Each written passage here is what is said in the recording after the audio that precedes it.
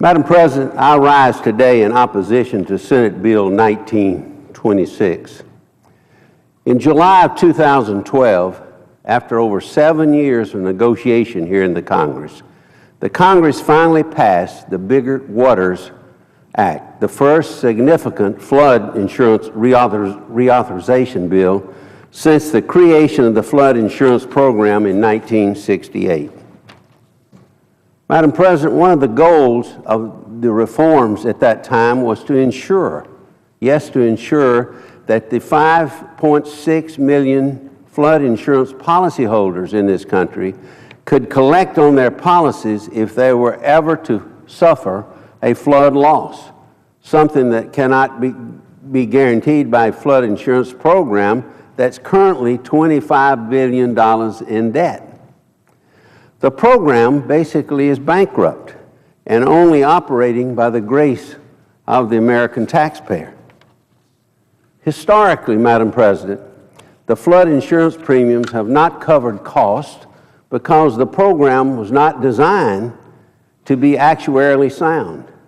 Essentially, it was flawed from the beginning when it was created in 1968.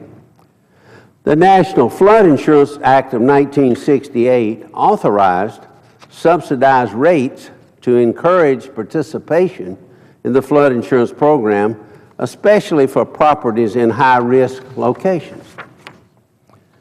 The Biggert Waters legislation changed all this by requiring that the program be actuarially sound, that flood insurance rates reflect actual risk, and that the program eliminate its debt. The sponsors of the legislation before us now have said that the moment Biggert Waters was signed into law by the President, they began working to roll back the reforms before they had any clear knowledge of how the changes in that legislation would be implemented, how mapping would affect homeowners, how flood insurance rates would change, or who might be pulled into the program and who might be pulled out.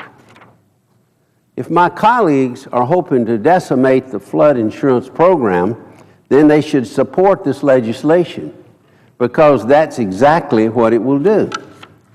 However, if they're looking to address the unintended consequences of Biggert Waters, then we should take a more measured approach, like we do on most legislation. If there are affordability concerns that they're seeking to address, then I think we should find a way to address them. If they're attempting to address economic impacts that were not contemplated in the Biggert Waters Act, then we should find alternative approaches that minimize those impacts. If they believe that the rate at which Biggert Waters phases in risk-based premiums needs to be reconsidered, then we should discuss alternative increases. Unfortunately, Madam President, this legislation does not specifically address those issues. Senate Bill 1926, coupled with the provision that the sponsors included in the recently passed Omnibus Appropriation Act, will stop all changes in the federal flood insurance program that we know.